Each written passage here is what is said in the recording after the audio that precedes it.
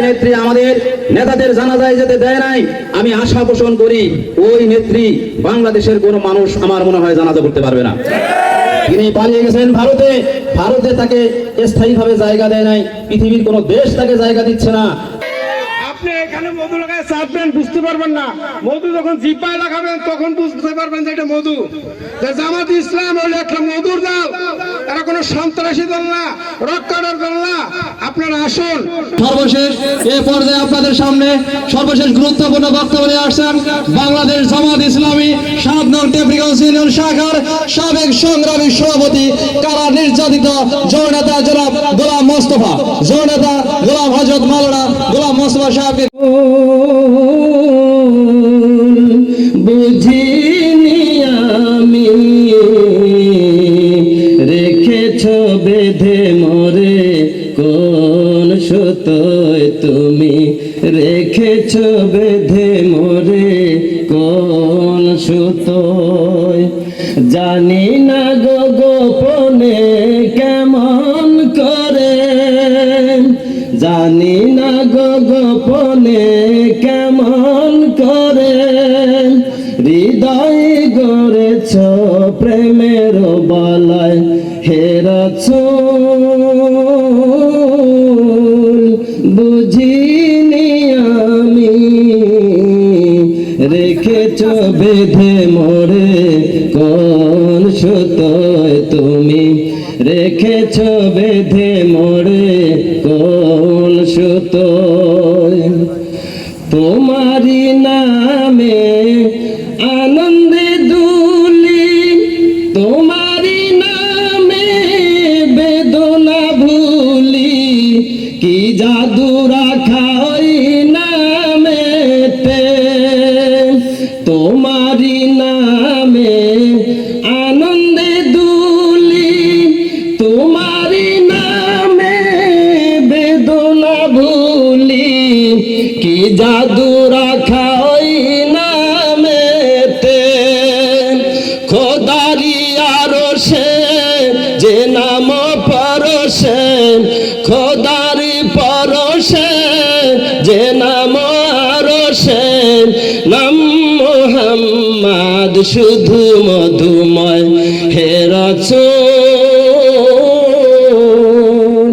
বুঝিনি আমি রেখেছ বেঁধে মোরে কোন সুতোয়, তুমি রেখেছ বেঁধে মোরে কোন সুতোয়।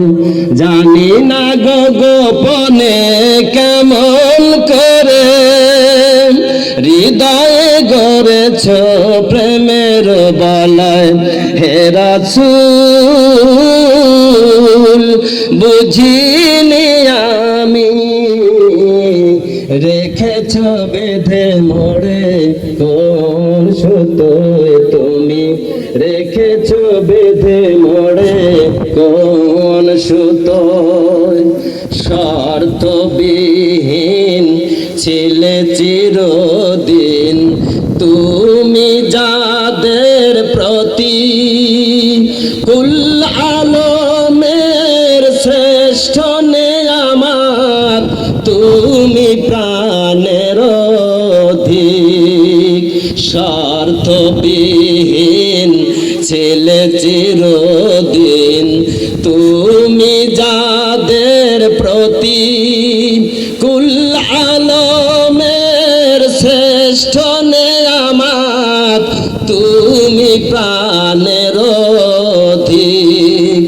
তুমি প্রিয়তম আমি নানন্দন, কুল মুসলিমের হৃদয় স্পন্দন, তুমি বিনে সবই অন্ধকার। তুমি প্রিয়তম আমি নানন্দন, কুল মুসলিমের হৃদয় স্পন্দন, তুমি বিনে সবই অন্ধকার। থাকিতে দেহে প্রাণ তোমারি সম্মান, থাকিতে দেহে প্রাণ তোমারি সম্মান, দিব না দিব না লুটাতে ধুলায় হে রাসূল বুঝিনি আমি রেখেছ বেঁধে মোরে কোন সুতোয় তুমি রেখেছ বেঁধে মোরে কোন সুতোয় হে রাসূল বুঝিনি আমি রেখেছ বেঁধে মোরে কোন সুতোয় তুমি রেখেছ বেঁধে মোরে কোন সুতোয়। কারণ হলো আমরা সর্বক্ষণ দেখিতে পারি যেন কোরআনি শাসন আমারে মন চাই সর্বক্ষণ দেখিতে পারি যেন কোরআনি শাসন দিতে হয় জীবন দিব যে হাসিয়া জানাই লাখো লাখো শুকরিয়া সুধী সম্মেলনে আসিয়া আনাকিমুদ্দিন ওয়ালা তাতাফাররাকু কোরআনে পাকে বলেছেন আল্লাহু আনাকিমুদ্দিন ওয়ালা তাতাফাররাকু কোরআনে পাকে বলেছেন আল্লাহু ওয়াতাসিমু বিহাবিলিল্লাহি জামিয়া জানাই লাখো লাখো শুকরিয়া সুধী সম্মেলনে আসিয়া জানাই লাখো লাখো শুকরিয়া সুধী সম্মেলনে আসিয়া।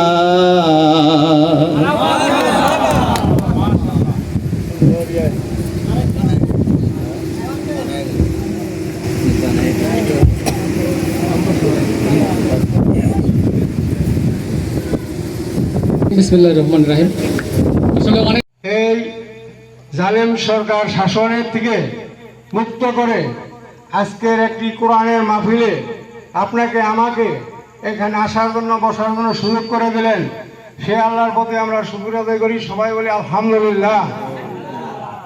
যে নবী আমাদের জন্য জীবন ভরা লড়াই করে ইউনিয়নের 6 নং ওয়ার্ড কাদেরের মোড় ইউনিটের আয়োজিত সুধী সমাবেশ, এই সমাবেশের সম্মানিত উপজেলা আমির উপস্থিত এবং সম্মানিত সেক্রেটারি মৌলানা গোলাম মোস্তফা উপস্থিত, আলেম ওলামা গণ্যমান্য ব্যক্তি, সবার প্রতি আমার সালাম, আসসালামু আলাইকুম।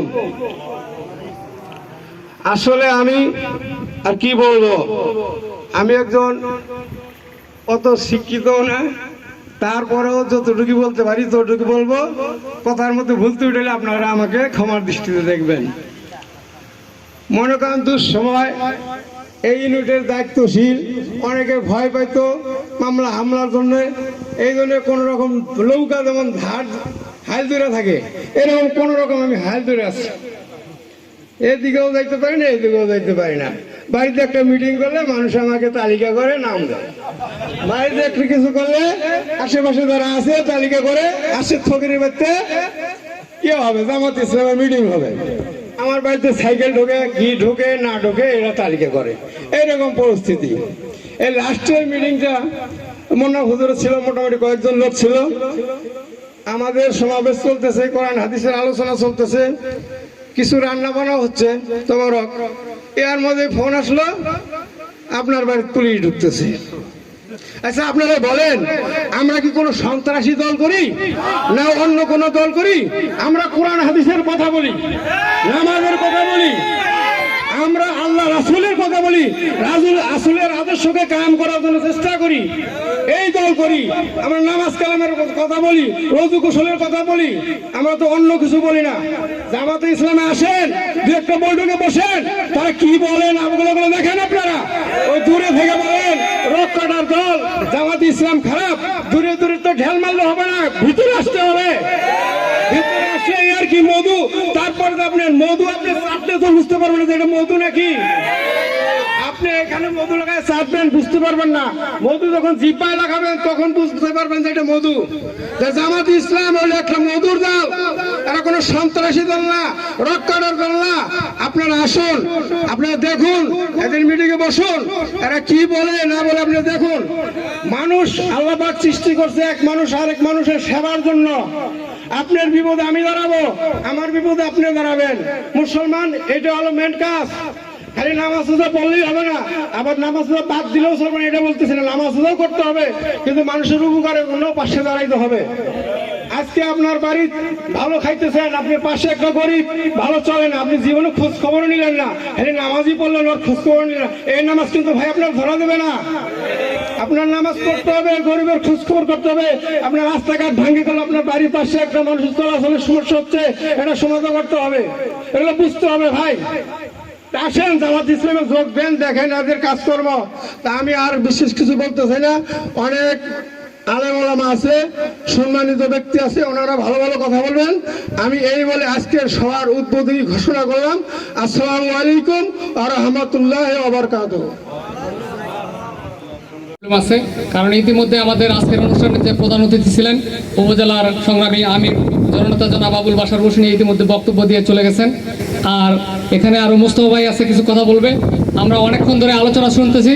আমরা একটি বিজয়ের মহেন্দ্রক্ষণে দাঁড়িয়ে গত 5ই আগস্ট এই হাসিনার স্বৈরাচারী ফ্যাসিস্ট হাসিনার পতনের মাধ্যমে একটি নতুন বাংলাদেশ বিনির্মাণের সুযোগ হয়েছে। 18 কোটি মানুষের একটি নতুন বিজয়ের শুভযাত্রা সূচিত হয়েছে। আসুন আমরা সকলে মিলে ঐক্যবদ্ধভাবে এগিয়ে যাই। এই দেশ থেকে আমরা দেশপ্রেমিক নাগরিক হিসেবে এই 18 কোটি মানুষের আমাদের এই দেশটি সবার, সকলে মিলে আমরা একটি সোনার বাংলাদেশ গড়তে চাই। আসুন আমরা বাংলাদেশ ইসলামী জামাত ইসলামীতে যারা এখনো অংশগ্রহণ করে নাই, তারা বাংলাদেশ জামাত ইসলামীতে আসার জন্য, এটি জানার জন্য, এটি বোঝার জন্য এই ইসলামী আন্দোলনে অংশগ্রহণ করি। বাংলাদেশ জামাত ইসলামীকে জানি। আসুন আমরা সকলে মিলে আমরা এই বাংলাদেশ জামাত ইসলামীর ছায়াতলে ঐক্যবদ্ধ হই। এবং যারা এখানে উপস্থিত হয়েছেন সকলকে ধন্যবাদ, মোবারকবাদ জানিয়ে আমার আলোচনা শেষ করছি। আসসালামু আলাইকুম ওয়া রাহমাতুল্লাহ। পেরেছি এর উপর গুরুত্বপূর্ণ আলোচনা করার জন্য।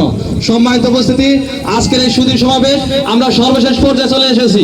সর্বশেষ এই পর্যায়ে আপনাদের সামনে সর্বশেষ গুরুত্বপূর্ণ বক্তব্য নিয়ে আসছেন বাংলাদেশ জামাত ইসলামী 7 নং টেপরিগঞ্জ ইউনিয়ন শাখার সাবেক সংগ্রামী সভাপতি, কারা নির্যাতিত জননেতা জনাব গোলাম মোস্তফা, জননেতা গোলাম হযরত মাওলানা গোলাম মোস্তফা সাহেবকে গুরুত্বপূর্ণ আলোচনা করার জন্য সবিনয় অনুরোধ জানাচ্ছি।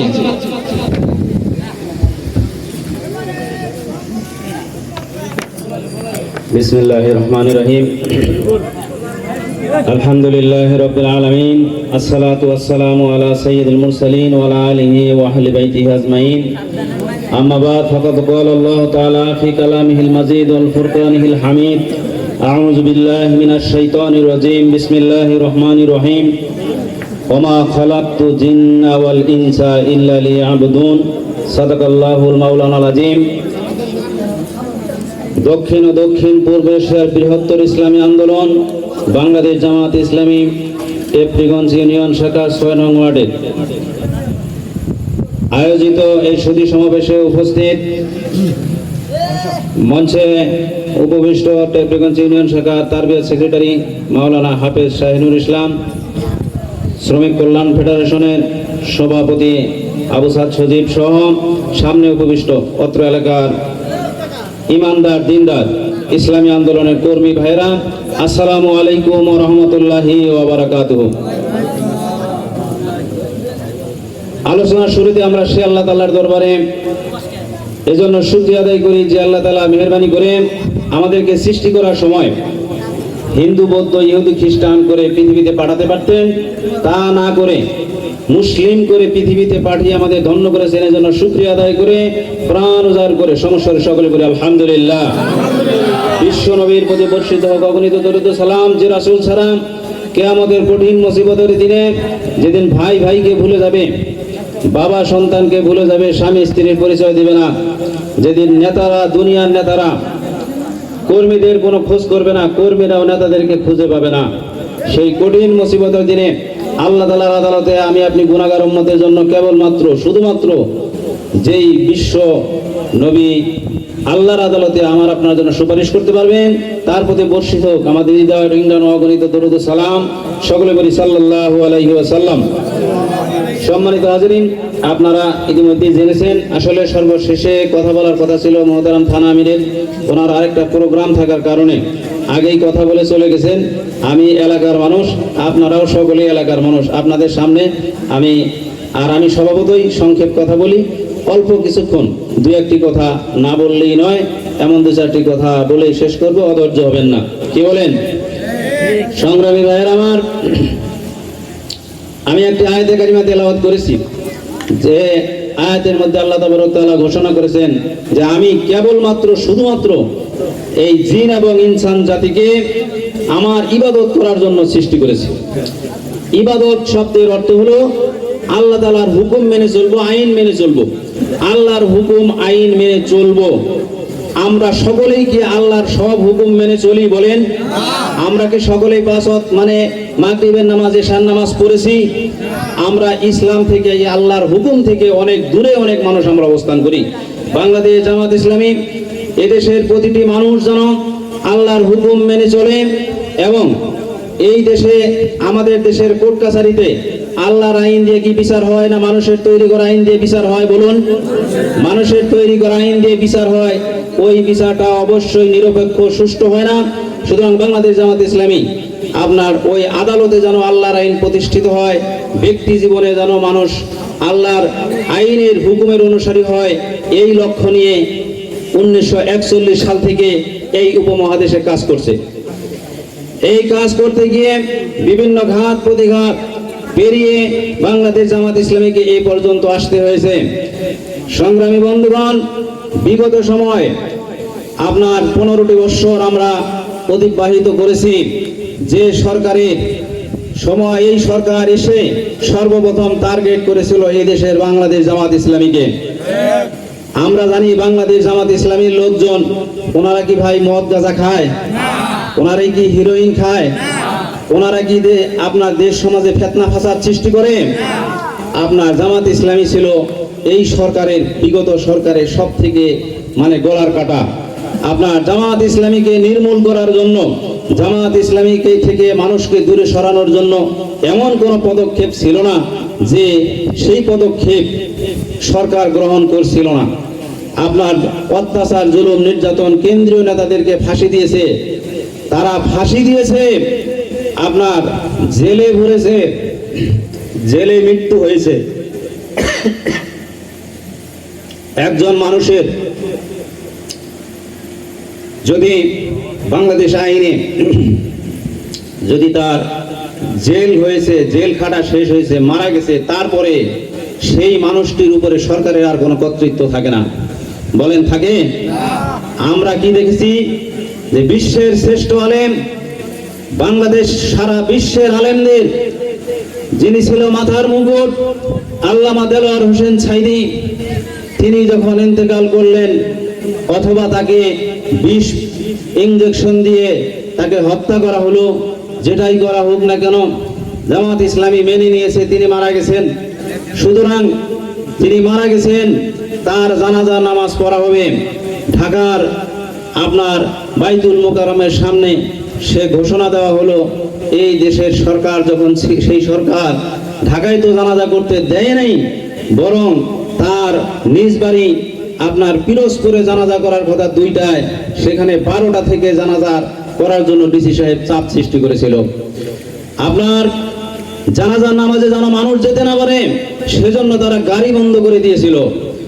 যারা দূর দূরান্ত থেকে জানাজার নামাজে যেতে পারেনি, আপনার গায়েবানা জানাজা হবে, আমাদের বিলাসীতেও গায়েবানা জানাজা পড়ার জন্য আমরা গিয়েছিলাম, আমাদের গায়েবানা জানাজা পড়তে দেওয়া হয় নাই।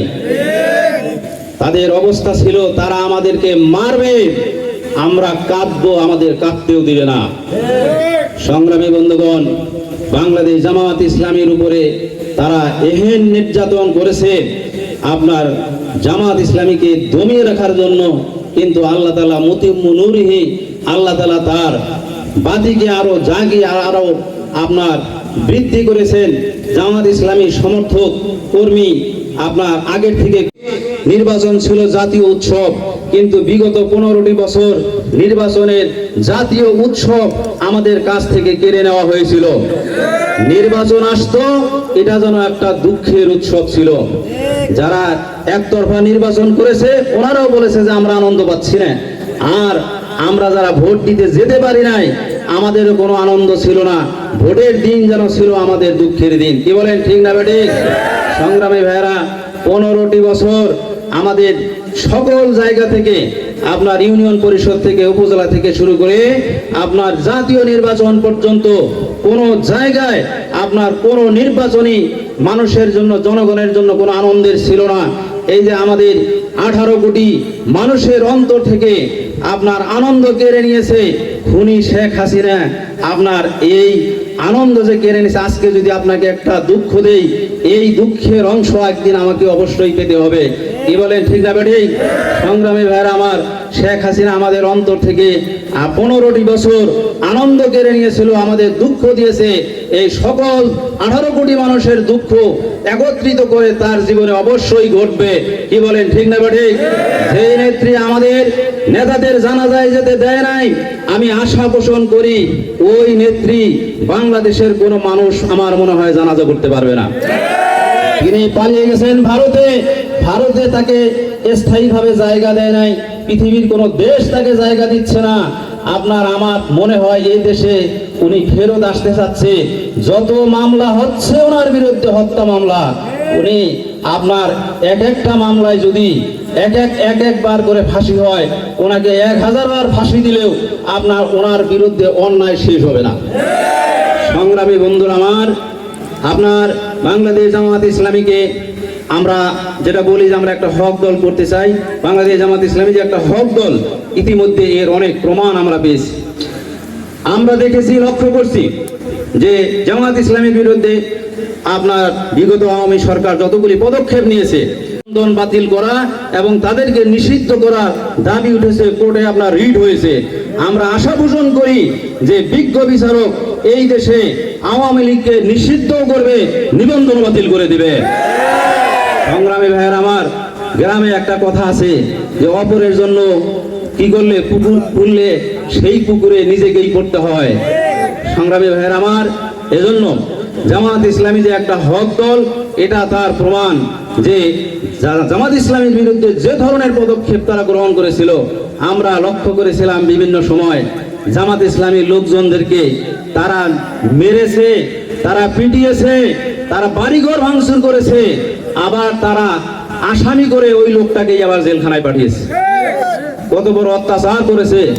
আর আমরা দেখলাম 4-5 তারিখে তাদেরকেই মারা হলো, তাদেরই বাড়ি ঘর পুরা হলো, তাদেরকেই পিটানো হলো, অথচ বাংলাদেশের কোনো থানায় তারা গিয়ে মামলা করতে পারলো না। সংগ্রামী ভাইয়ের আমার, এটা ছিল তাদের অত্যাচারের ফল। আমরা আপনার ভাঙচুর জ্বালাও পোড়াওয়ের পক্ষে অবশ্যই নই, কিন্তু এটা আমরাও করিনি, করেছে আরেক পক্ষ। কি বলেন, ঠিক না বেঠিক? আমরা কি একটি বাড়িতে আগুন দিয়েছি? আমরা কারো বাড়ি ঘর ভাঙচুর করেছি? আমরা করিনি। এটা তাদের কর্মফল তারা পেয়েছে।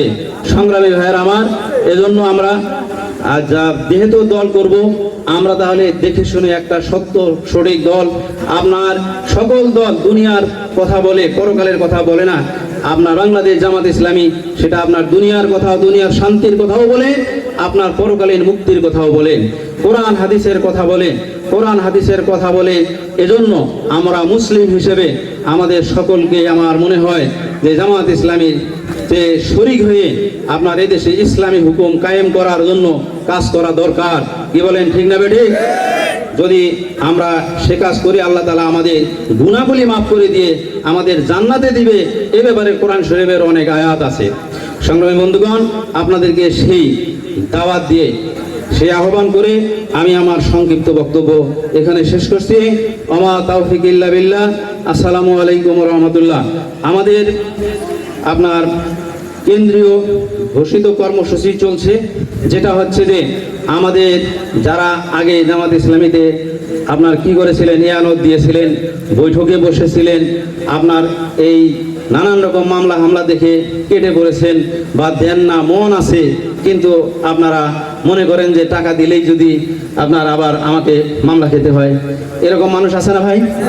এরকম অনেক মানুষ আছে।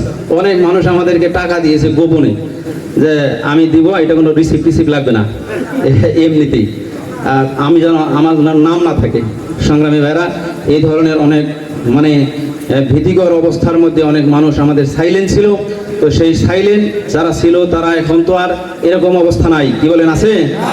আমরা যারা নতুন করে ইয়ানত শুরু করব এবং যারা নতুন করে সদস্য হতে চাই আমরা হতে পারবো।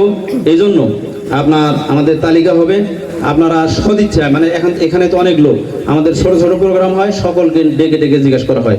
এখানে বাহিরের ইউনিটেরও 2-4 জন আছেন, আমরা স্বইচ্ছায় এখানে যারা আছে তারা আপনারা নাম বলতে পারেন। নতুন হলে কয় টাকা ইয়ানত দিবে, হ্যাঁ সেটা বলতে পারেন, আমরা লিখে নিব। আর এরপরে আপনাদের জন্য একটু আপ্যায়নের ব্যবস্থা আছে, আপনারা সুশৃঙ্খলভাবে আপনারা সেটা গ্রহণ করবেন। সেই গ্রহণ করার মাধ্যমে আমাদের প্রোগ্রাম শেষ হবে। এরপরে আমার মিতা হাফেজ মোস্তফা কামাল উনি মোনাজাত করবেন। তো এর মধ্যে আমরা 2-4 জন যে কজন আমরা মানে স্ব ইচ্ছায় বলি যে হ্যাঁ আমি জামাত ইসলামী করব, এবং আমরা সকলেই জানি জামাত ইসলামী যারা করে তারা পকেটে টাকা দিয়ে করে, যে আমার দেওয়ার ইচ্ছা আছে, আগে দিতাম মাঝখানে দেই নেই, এখন দিব। এরকম যদি কেউ থাকেন বলতে পারেন, বললে আমরা নামটা লিখে নিব তাড়াতাড়ি করে, আপনাদের বিরক্ত করব না।